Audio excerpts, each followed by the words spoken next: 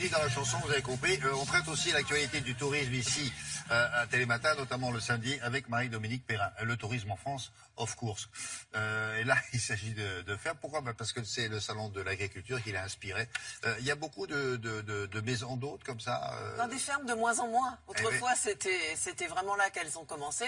Puis maintenant, les city breaks, les city breaks, on appelle ça, c'est-à-dire des chambres en ville, ça a pris pratiquement plus d'importance, alors que l'origine, c'était dans des fermes. Eh bien voilà, je vous en ai retrouvé. Alors, deux authentiques fermes-auberges. Qu'est-ce qu'une ferme-auberge? C'est une ferme où on peut se rendre pour aller manger comme dans un restaurant, mais ce que vous mangez la plupart du temps maintenant, ce sont des produits bio et ce sont des produits en grande majorité issus de la ferme. Alors j'en ai deux.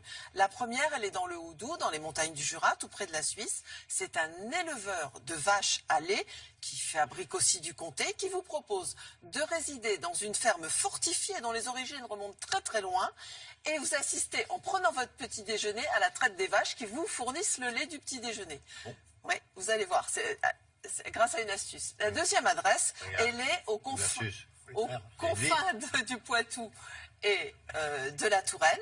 C'est la dernière ferme-auberge de la Vienne. Et là, c'est une dame, elle revenait tout juste du salon de l'agriculture parce qu'ils sont 3 éleveurs en France de moutons de race Dorset.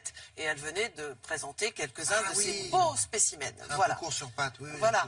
Et la dernière adresse, alors là, c'est une belle ferme charentaise qui n'est plus une ferme, qui a été reprise par un couple de designers qui l'ont transformée, métamorphosée, mais sans qu'elle perde son âme. C'est une authentique ferme en architecture de l'époque. Mais depuis, c'est devenu beaucoup plus tendance, effectivement. Mais il y a toujours une référence aux gens qui sont des paysans de leur entourage. Voilà. D'accord. On commence par le Houdou. Allez. Pas de la Rochelle et de l'océan. Une belle charentaise nous ouvre ses portes. Après un lifting particulièrement réussi. Donc cette maison s'appelle le Carré 1705 parce que le bâtiment est installé en carré et 1705 c'est l'année de construction de la maison. C'est une ferme typiquement charentaise. On a voulu conserver l'esprit de cette ferme dans la rénovation. Par exemple, dans la salle de réception, nous avons fait le choix de conserver les mangeoires pour garder un esprit très typique à cette pièce. À l'origine, les chevaux étaient dans cette partie de la maison. Chaque chambre est une évocation, une séquence émotion.